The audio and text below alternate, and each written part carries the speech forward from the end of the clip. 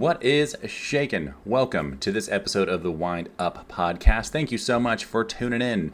Be sure to give it a like and subscribe or follow the show wherever you're consuming your podcasts. You can also follow us on any of our social networks. That's on YouTube, Instagram, the Book of Face, and the social network formerly known as Twitter. The handle on all of those will be at MTGA Wines.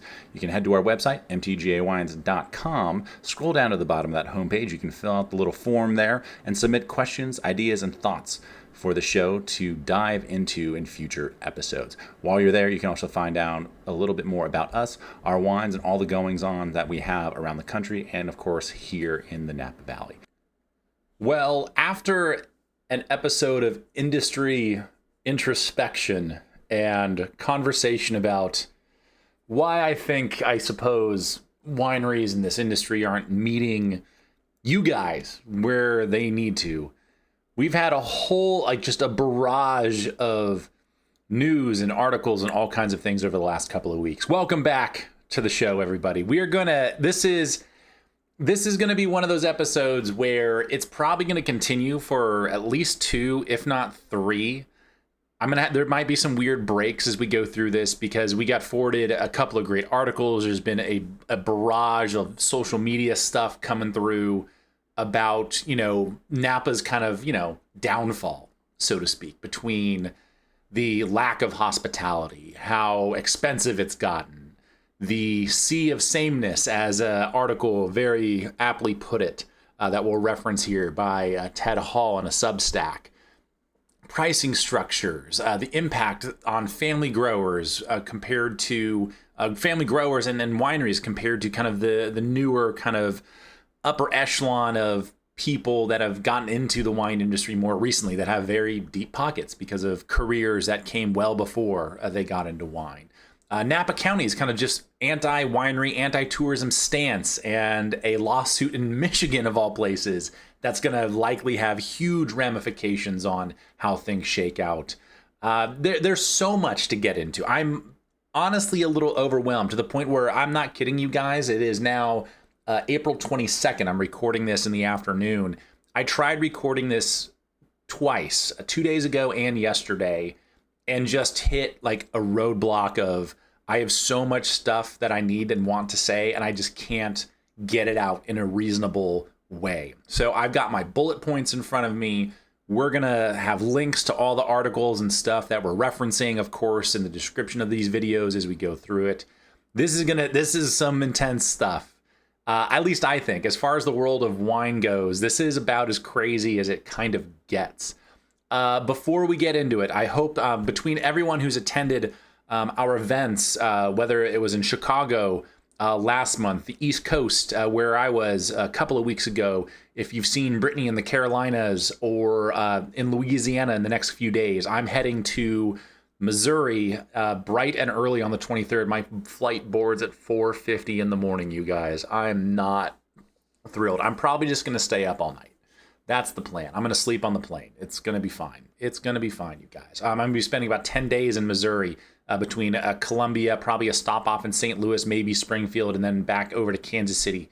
So hopefully we'll see you on the road. We have a couple more trips planned before we get into the summer. Brittany specifically, I'll be manning the fort here at the winery after the next 10 days or so. But without you guys coming out to these events, supporting us, ordering wine, we wouldn't be able to continue doing what we're doing. So I got to give a shout out to everybody who's attended these events over the last few weeks, couple of months, and then of course everyone that we're going to see in the next few weeks. In that same light, for all of our wine club members that are listening out there, we just started processing this shipment today. We had a little bit of a hiccup with our processing software. It went down partway through the day, so there's a few of you that I haven't quite gotten to yet, but we'll be in touch soon to make sure that we have wine coming your way for the springtime, because we have our new red blend, some Pinot Noir, and the HBIC's Rosé is coming out your way as well. So all kinds of fun stuff. Man, it's such a April is always a crazy month because everything just kind of wakes up between the growing season. Typically, it gets busier here in the Valley, although it really hasn't seemed to get that way. And then, of course, we've had all of the news, the aforementioned news that we're going to get into. So I'm going to try to take it from the top here. And this is something that Man, this is going to echo, some things that, we've talked about here on the show before. And there's an article that was sent to us by Mike out in speaking of the Carolinas. Shout out to Mike, and always keeping us in the loop, because this was something that I completely missed. I didn't see this. He forwarded an article on a Substack by a gentleman by the name of Ted Hall. And it was a article titled Napa's Luxury Squeeze. And it echoes a lot of the things that we've talked about here on the show over the last year and a half, between kind of I can't really think of another turn of phrase other than kind of like the new money that's come into Napa recently, and kind of this homogenizing factor of certain consultants making a bunch of wine here and a particular style that Napa's become known for that everyone seems to be chasing. And Cabernet obviously being so widely planted that there's just not a lot of diversity in Napa in terms of what's grown and what is available, to you guys, the consumers, because there's a lot of other stuff that grows well here other than Cabernet. It just so happens that that is kind of the cash cow. So it doesn't make sense to have some of these oddball varieties necessarily from a financial standpoint, but we'll get into that in a little bit more detail, as we go through the episode here, and probably the next one as well.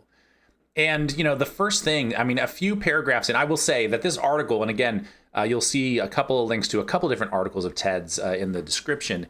This is far more eloquent. It's more of an essay format. I think he describes it as an essay, and far more eloquent than probably I've been over the last year and a half of discussing the wine business with you all, and kind of where it has gone through 2024 and this downfall and this slump that we're experiencing.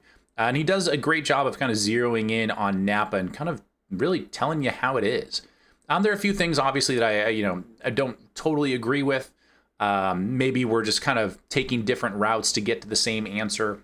But the first thing that I think he echoes, and something that, of course, we've talked about here, is what he, quotes as kind of this sea of sameness, where there's another article that he titled as that as such, where there are just, it's a very crowded category of Napa Cabernet.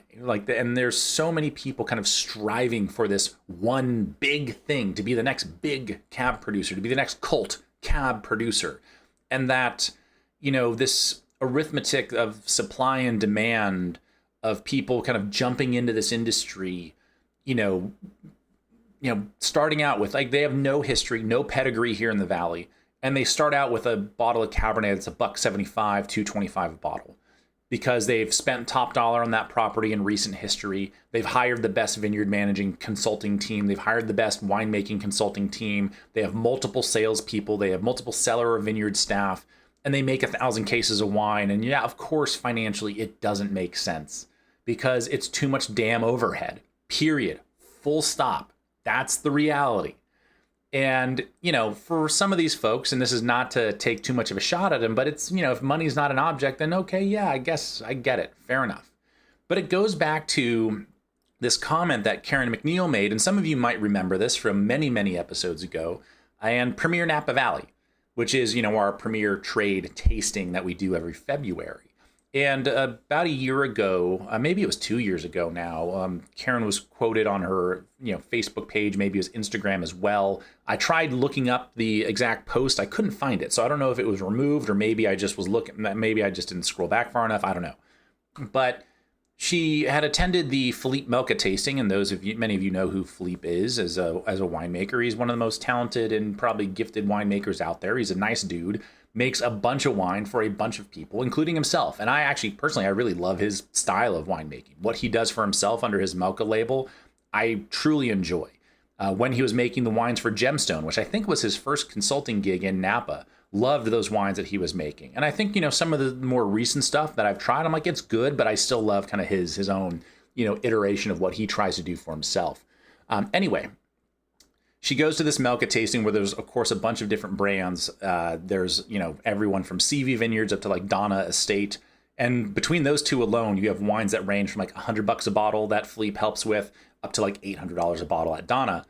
And I think it's a fair question to ask of like, okay, it's the same guy kind of having the same influence on these wines. Is this Donna Estate actually worth 8 times more, right? Is the quality 8 times better? And I think that's kind of the arithmetic in my head, for sure, as someone in the industry. For you as a consumer, I assume that's kind of what goes through your head as well, that you're looking for this kind of bang for your buck.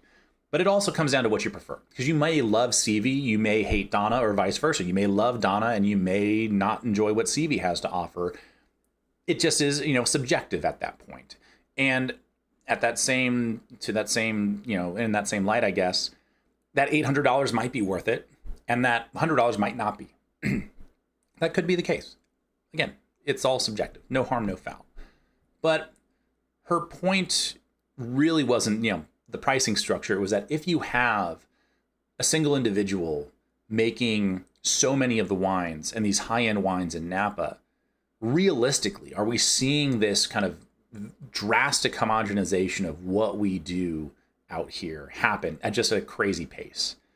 And there was a article by the Robb Report that kind of followed up on this post of hers, and that link is in the description of this video as well, so you can check it out. And of course, they came back and had attended this, and they've said, we find a great difference between a lot of Melka's wines, and he does a great job. And of course, I don't think Karen was trying to slight him at all. It was just an observation, and I think it's a rational one. You have people that are consulting for 10, 20, 40 different people here in the Valley or around the world. What is that actually doing for the wine industry? Is it making it more interesting, or isn't it? When you're paying, top dollar for these consultants to make these wines for you, you have to charge a certain amount for that bottle, right? You just have to. Versus if you, the owner operator of that business, are doing it, right? That's a different equation. And many of these places have a full-time on-site winemaker that actually does the day-to-day. This is, again, a consultant that comes in and gives their 2 cents, and very valuable at times, and helps them produce these amazing wines. But obviously, you're paying a premium for that. And you're paying another winemaker's salary, basically, to get this done. So you're doubling up on this overhead. Fair enough, I guess, if that's what you think is, the most viable way to run a wine business. But if you want to know why wines have gotten so expensive, and certain wines have gotten so expensive in Napa, that's a big reason, is that there's just far more hands involved in certain programs than, frankly, there need to be. It's more of a want. You don't necessarily need, if you're making a couple thousand cases, you don't necessarily need a team of 10 people. You don't. In fact, you look at what we're doing at Con Valley, we make across MTGA, Ghost Horse, and Con Valley, of course, we probably make about 5,000 cases of wine a year, maybe 6,000 cases of wine a year. And there are 5 of us that do everything. And I'm the consultant. I'm only there kind of as needed. So there are 4 people that are there full time doing everything. And I jump in and out, where I need to. It's very, and that's vineyard work, that's cellar work, that's marketing, that's sales, that's travel, events and trips and things. I mean, that's all of it. I mean, you look at Brittany and I, where we've been around that 1,000 case mark on average more recently. And it's the 2 of us doing everything between cellar work, travel, sales, marketing, all the things. It was me today. I sat at my desk from 7 a.m. until basically 2 p.m. just working on our wine club, processing orders, getting things set up to ship out, getting all of our inventory ready to go. It's just us doing all the things. If you add layers of complication in terms of bureaucracy and hierarchy with a bunch of people, that gets very expensive very fast. Now, this is where you have kind of that conversation, and I think it follows this, really well.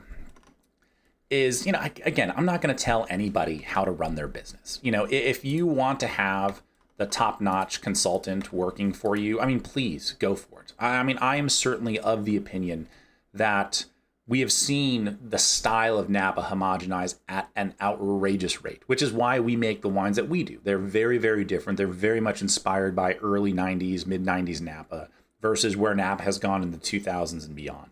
And that's because it stands out of the crowd. It's not chasing, what everyone else kind of jumped on board with as the cult wine scene kind of blew up and Robert Parker's unfined and unfiltered craze kind of went crazy. We've found our own way. And I think that there are, and this is just my 2 cents, so take it for what you will. I do think that there are a lot of brands out there, particularly newer brands out there, that aren't finding their own way. They're trying to copy and paste from their competitive set and not trying to make the best, new wine or the best interesting new wine. They're just trying to do something, again, similar or akin to or the same as these other wines that they love to drink currently. And there's a lack of differentiation. Now, there's going to be some people in the comments and people that I know I'm going to hear from who are going to be like, yeah, but the terroir and the different vineyards and barrels. I'm like, yes, of course. There are subtle differences to these wines. Stylistically, there's a house style for everybody. But you can't tell me that this, generally riper, richer, softer tannin, juicier style with more new oak isn't something that permeates almost every single brand in this valley. It is 100% the case. And there are a few of us, that maybe break that mold a little bit, but there are even wines in our program where we lean into that because that's what, our consumers, some of you out there, are asking for. It's not necessarily the tentpole of our program, but we have some of those wines available because we know you guys enjoy it and we want to make what you want to drink. Otherwise, we wouldn't be in business. Like, that's kind of how that works, right? Anyway, it continues to be a really interesting conversation. And I think that there is a lack of, realization of how that is actually impacting the industry. But we go back to, folks who have, talked about like pricing structures and how much more expensive it is now in Napa for tasting fees, for the wines themselves. In this article that Ted wrote, I'll quote it here, that, and this will be a little bit of a long one, so bear with me here, but I'll quote from Ted and the article, Napa's Luxury Squeeze here. Part of what makes this structural reality so difficult for Napa to confront is that the Valley's own success helped obscure the distinction between a winery that needed to charge luxury prices and a winery that could genuinely command them. That's an excellent point. Those two things are not the same. In Napa, land is expensive, grapes are expensive, as we've detailed here. Labor is expensive, hospitality is expensive, compliance is expensive. Almost every fixed decision carries the burden of a famous appellation with famous costs. Yes, go figure. And I continue. Small wineries, therefore, are pushed upwards almost by force. They cannot survive at ordinary wine prices. The arithmetic drives them towards $100, $150, $200 bottles because anything less threatens the whole structure. But the market does not care what a winery needs. It cares what a consumer believes. And the belief is not distributed evenly. Some wineries have earned it. Many have merely priced in anticipation of it. Now, that last section is what I kind of disagree with in this situation, because a market, he is right that a market does not care what a winery needs necessarily, because the market is going to bear whatever the market will. And if the winery is acting out of line, it doesn't care. It's going to move forward in a direction, whether it's good, bad, or ugly for that winery. The idea that it cares what a consumer believes is, I think, a half-truth. I think that there are certainly people, and maybe I'm not giving it as much credit as I should, but there are plenty of us that, assume that, hey, higher price and brand recognition or prestige indicates quality when it comes to wine.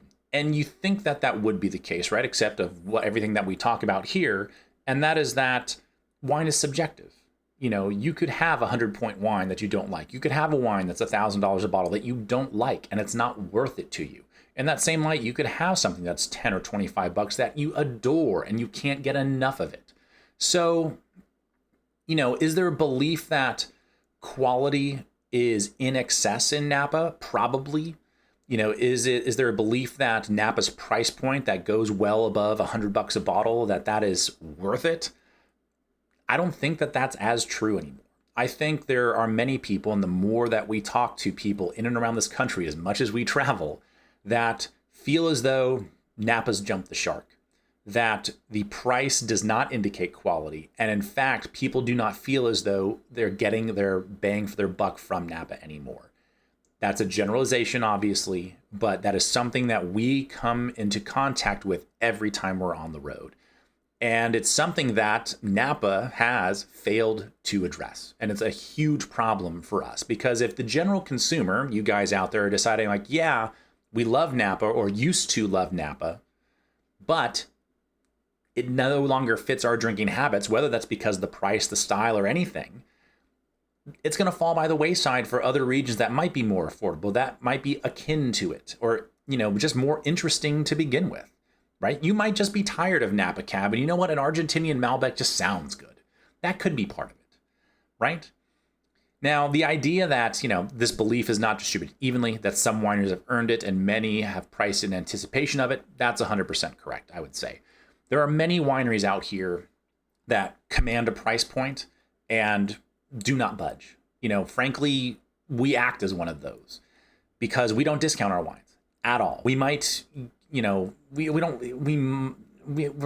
might not even do that in the future. Like it's something where we as a brand, having been around for 10 or 15 years, have had to take price increases where we've taken our wines to a certain level, and we've worked very diligently to mitigate those costs as much as we can, but we've raised our prices where we've had to, and we feel, internally at least, that we've been very fair with that and very transparent about why we do these things. Now, there are probably brands out there that haven't been as transparent. Obviously, that's a big sticking point for me. And as a result, you may have seen a wine double, triple, or whatever in price very, very quickly without much of a rationale as to why. I mean, that happens with kind of the gift and the curse of the 100-point score, right? It's very easy to be kind of big on a wine and it's kind of the underground thing that all of a sudden it gets a lot of press and boom, overnight it goes way, way up in price. And you're like, well, there it is. Now, does that rating, let's say in this example, rationalize that price increase? Maybe. Has that winery earned that price point? Maybe. Up for them and the consumers to decide, of course. I will say that going back to kind of the owner-operator conversation, proprietors versus owner-operators, this is where many people, I think, and again, speaking in generalities here, but I do think many people that are relatively new to this industry over the last 10, 15 years have priced in anticipation of, hey, we can command this big price point because we're a small production, because we have this consulting winemaker, we source from these premier vineyards, we have this great team. And they haven't necessarily earned it. There's no pedigree. Their story of, the story of, hey, we did really well in this prior endeavor business of ours, and we sold that, and we've always dreamed of moving to wine country, and now we have the opportunity to create and craft the most prestigious of wines from the most prestigious of vineyards, and we've hired this amazing team to help us do it, is not an original story. It's not authentic. It's not interesting. It's overdone, and we don't care anymore. Let's be real here.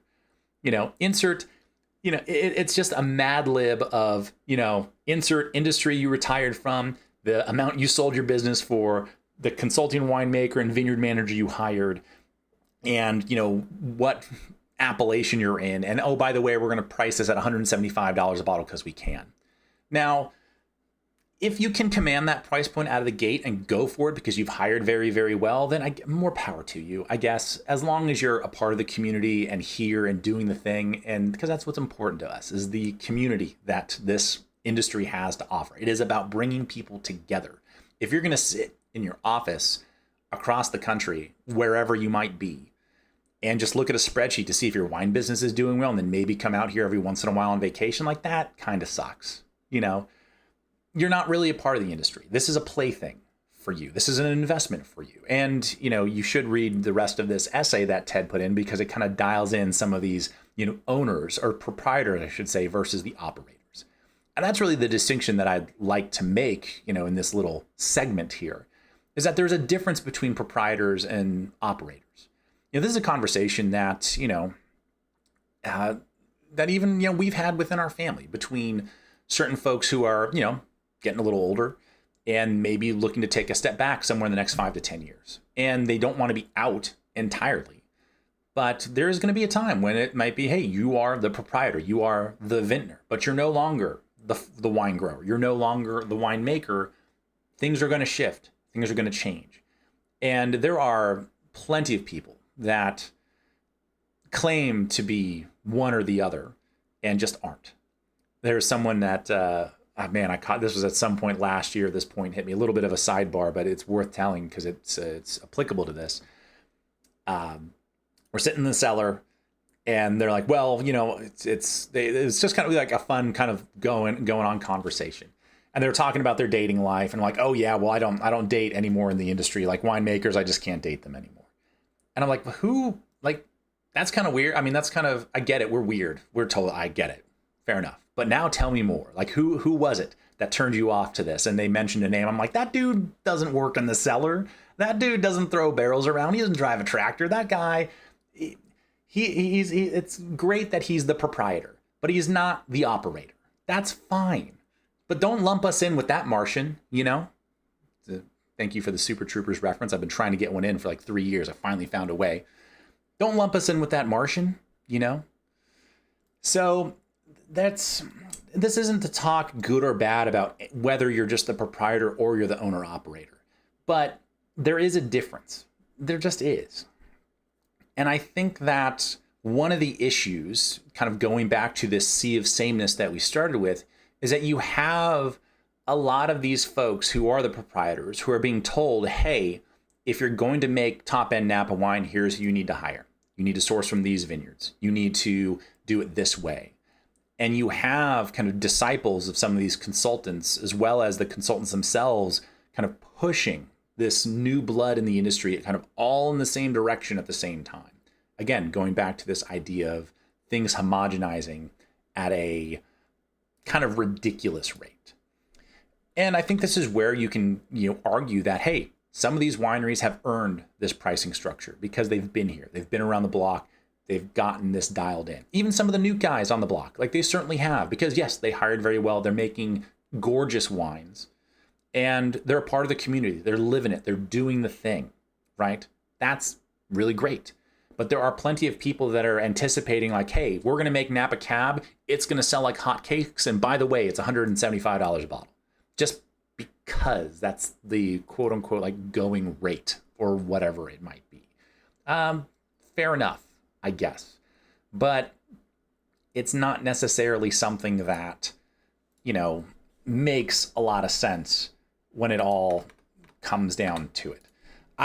For me, anyway, I just like, okay, well, I guess that's just how you want to go about it. Fair enough.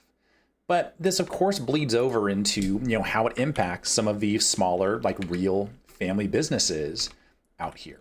And I saw this on social media a while back, and man, I couldn't agree with it more. I got to pause for a sip of Sauvignon Blanc because I'm on one, and I can feel the vocal cords getting a little dry. That's much better. That's really good too, by the way. Shout out to the Vice. We have some of this in our fridge, and I was like, yep, we're drinking that. Malik's a good dude. I like him too. Anyway, the impact on like family growers. Because now if you have this influx of people coming in, trying to make this splash in the industry, hiring these people, obviously there's a higher demand for talent. There's a higher demand for vineyards. There's a higher demand for custom crush spaces or property and land. I mean, obviously you see the supply that is very thin out here with a lot of those things. And the demand still being relatively high, except, it might be a little tougher to get a job right now because the wine industry is it's kind of in a bust phase right now, right? But, everything has gone up in price. We talked about this probably a year or two ago. I think it was I can't remember, it was starting in 2019 or maybe it was 2021. But in the course of like 3 or 4 years, grape prices alone went up 40%. And you look at like Cabernet Sauvignon in particular, that went from around $6,000 a ton. It's now averaging $9,000 a ton. Like custom crush fees, how much people are paying just to have their fruit processed. It's an inordinate amount of money just to do that. And you're not even talking about the cost of labor, the people that you're hiring, the compliance and the licensing stuff, the taxes that you have to pay, the barrels. It's just gotten way more expensive. And with that demand for all these things, you've seen family growers have to compete with this. It's true because they're looking for that labor. They're looking for maybe sourcing for some of these vineyards. They're looking to buy some of these barrels. There's a lot of things that, where these streams cross. And as a result, it raises the price for everybody to do business. Now, and of course, we can talk about inflation. We can talk about the tariffs more recently. Obviously, there are broader market forces that impact us in a big way. But man, there's a lot of other stuff that is just happening locally within these valley walls that is driving all of this, or at least a good significant chunk of it, I would say. So, the impact on just the families that have been here for a while. Oh, I completely forgot my point. I teased you before I took a sip of Sauv Blanc that there's a great post on social media. Let's get back to it real quick. And I loved this because it was someone's hot take, and I wish I could find the post. I tried to find it, I swear, and I just couldn't do it. But their hot take on family businesses was that it's not a family business until a second generation's involved. And I love that. It's just a business until you get there. Because technically, yeah, Brittany and I are a family, but there's not another generation behind it to pick up the reins. So them is the ropes. That is something that is kind of like it's kind of a technicality. It's very much a technicality, but I kind of agree with it. Like, you have to be around for more than a generation to be a quote unquote family business. And that's something that I think provides, or at least should provide, a lot of that pedigree and help a winery earn some of that status and maybe some of that price point stuff that we're talking about. Anyway, that is just a very interesting take, and something that frankly I do really agree with. But yeah, this impact on the small families that have been here for a long time obviously can't say enough about it, because this is something that we deal with on a day-to-day basis. It's the reality. We personally have gotten kicked out of vineyards that we were sourcing from because the grower said, hey, there's someone else that can give me a better deal, or they're going to buy more fruit from us, but they need this vineyard as well. And it's just business, baby. What are you going to do about it? But it obviously has an impact and trickles down through, this valley in, ways that you might not entirely expect. And it puts some people in a really tough spot from time to time. And where they go from there, who knows? Some of them, as we speak, are deciding to close up shop or forge ahead. It's going to depend on every business, how strong it actually is, maybe how old or how long they've been going at it, and whether or not they actually want to continue moving forward amongst kind of this growing competition for resources out here. We have not seen the end of this impact of so many new people getting into this business so quickly, but this culling of wine businesses that is occurring because there are plenty that are consolidating, going out of business, because it's just that this is a really rough time for the industry, as we've talked about. That we'll see how it shakes out from there, because there might be a lot of opportunities on the other side of this, but of course we have to get through it first. Thank you so much for tuning in to this episode of the Wind Up Podcast. I'll be back next time to continue the conversation. Until then, be sure to like and subscribe to the show. Follow us on our social networks. That's YouTube, Instagram, the Book of Face, and the social network formerly known as Twitter. The handle for all of those is @MTGA Wines. Submit topics for the show on our website. That's mtgawines.com. Just scroll down to the bottom of that homepage and you'll see the form to fill out and submit questions our way. Until next time, have a great day, week, weekend, month, whatever the case may be, and we'll see you next time here on the Wind Up Podcast. Cheers.